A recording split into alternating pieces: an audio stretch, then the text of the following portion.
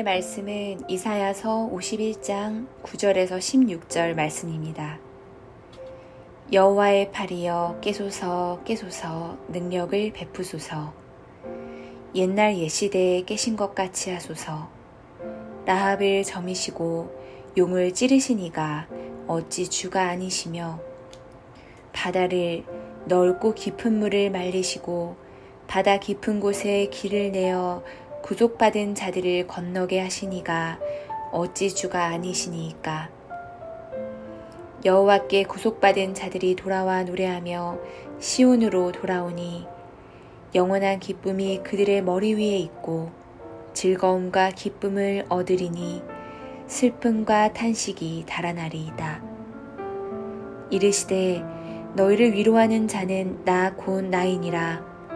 너는 어떠한 자이기에 죽을 사람을 두려워하며 풀같이 될 사람의 아들을 두려워하느냐.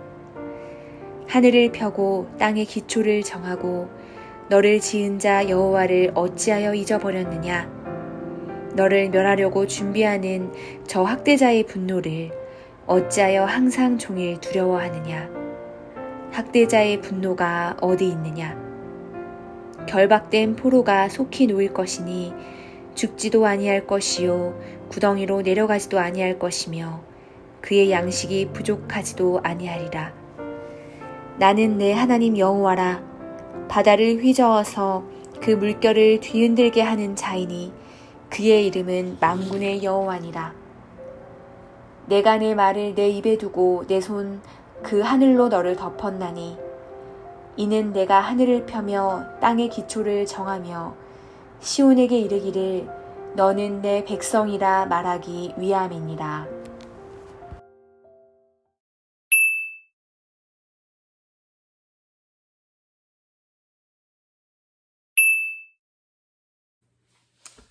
네, 오늘 우리 함께 나눌 말씀은 이사야 51장 9절부터 16절까지의 말씀입니다. 네, 먼저 문단 나눠보면요. 오늘 전 두 개로 나누는데 9절부터 11절은 하나님의 능력, 그리고 12절부터 16절은 하나님을 기억하라.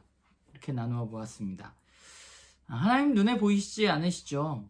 그래서 우리가 살아가는 세상 속에서 우리가 그 하나님을 볼 수 없습니다.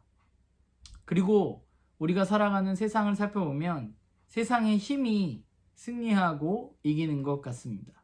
힘과 권력이 이 세상을 지배하는 것 같습니다. 제국, 힘, 돈, 악 이런 것들이 오늘날 우리를 이끌어가고 있는 것처럼 보이는 것 같아요. 그러면 하나님은 어떤 분인가? 하나님은 정말 그렇게 악에게 패배하고 권력의 힘에 무기력한 하나님인가? 오늘 본문은 우리에게 그렇지 않다고 이야기하고 있습니다. 하나님은 악을 깨트리시고 승리하시는 분이십니다. 9절에 나오는 라합은 성경 속에 찾아보면 관조 성경 같은 거 여러분들이 보시면 애굽을 상징하는 말로 라합이라는 말을 쓰게 되는 경우를 보게 돼요. 그러니까 애굽, 제국의 힘을 이야기하는 것이죠. 그리고 용은 악을 가리킵니다. 그러니까 하나님은 제국을 무너뜨리고 악을 무기력하게 하시는 분이십니다. 그러니까 제국이 하나님을 지배하는 게 아니라 하나님이 제국의 권력을 지배하고 하나님이 악을 지배하는 것이 성경이 말하는 바이고 그것이 바로 하나님이십니다. 우리가 출애굽기에 보듯이 하나님은 이스라엘 민족을 애굽이라는 제국에서 구출해내신 분이십니다. 그러면 문제는 뭔가 하면 그 사실을 하나님의 백성이 잊고 산다는 것이죠. 하나님의 백성이 하나님을 기억하면서 살아가야 되는데, 그래서 그분을 바라봐야 되는데 그 하나님을 잊고 살아가는 것입니다. 오늘 본문에 보면 하나님은 이제 일하실 것이라고 말씀하십니다. 그들은 잊고 살았지만 하나님은 일하십니다.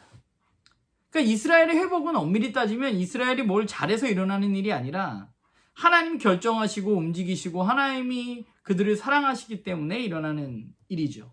그래서 오늘 하나님은 이스라엘 민족들을 향해 너는 나의 백성이라고 부르고 계십니다.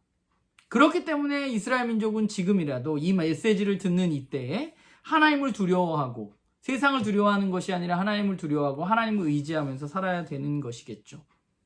오늘날도 마찬가지인 것 같아요. 오늘날도 하나님은 세상의 주인이시고 능력 있으시고 이 세상을 다스리시는 분이십니다. 우리가 사실 이런 이야기를 너무 많이 듣고 또 성경도 우리가 매일매일 읽으면서 그것들을 확인하게 되는데, 그런데 생각해보면 우리의 삶 속에서, 우리의 일상 속에서 진짜 내가 무엇을 두려워하면서 살아가는가라는 생각을 해보게 되면 우리가 정말 일상 속에서 그 하나님을 두려워하면서 살아가고 있는가? 그렇지 않은 경우가 너무 많은 것 같아요.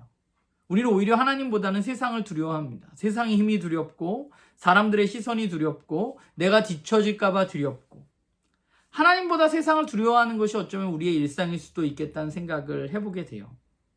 말씀은 우리에게 계속해서 이야기합니다. 뭐라고 이야기하냐면 하나님을 기억하라고 말합니다. 그분이 악을 무찌르고 이 세상의 주인이시라는 사실을 기억하라고 우리에게 계속적으로 이야기해요. 그러면 왜 우리는 그 하나님을 우리의 삶 속에서, 일상 속에서 기억하지 못하면서 살아갈까? 그것은 우리가 눈에 보이는 것을 따라 살아가기 때문입니다. 아까 처음에 말했듯이 하나님 눈에 보이시지 않기 때문에 우리는 눈에 보이는 것만, 그 현상들만 바라보면서 하나님이 아니라 다른 것들을 두려워하면서 살아가는 것이죠. 그래서 하나님을 기억하지 못하는 거죠. 그래서 생각해보면 그리스도인은 누구인가요? 그리스도인은 보이는 대로 살지 않고 믿음으로 살아가는 사람들이 바로 그리스도인들입니다.